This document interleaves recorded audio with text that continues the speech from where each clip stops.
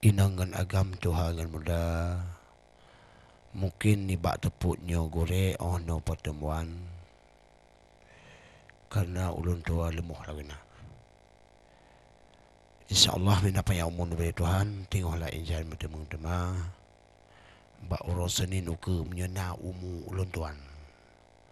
Menyena beri Tuhan rahmat. Sehat anggota. Pasti bertemu. Ngarakan-rakan.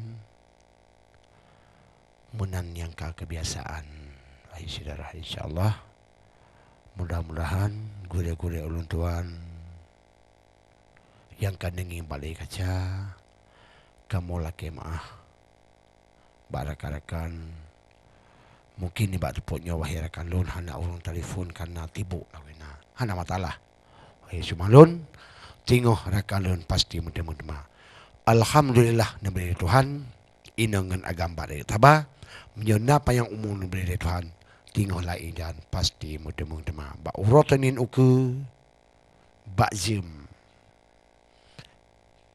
putnyan dengan ulun tuan dan mata karena ulunnya no daripada ulun tuan insyaallah mudah-mudahan burayu tabah ulun tuan Syekh Sofian Long seluruh kru kerabat kerja Aceh TV mengucapkan ribuan terima kasih kepada ulun Syekh Kamal Bandung yang apa yang mundur dari Tuhan mungkin dia kejanglah kesilapan kamu melaki maaf berikan oleh kamu sampaikan Assalamualaikum warahmatullahi wabarakatuh.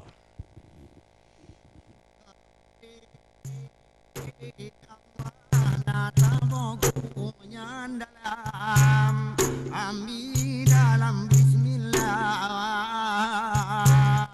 Allah buka bila pujo wilana dua Allah ku binatai hai ni papi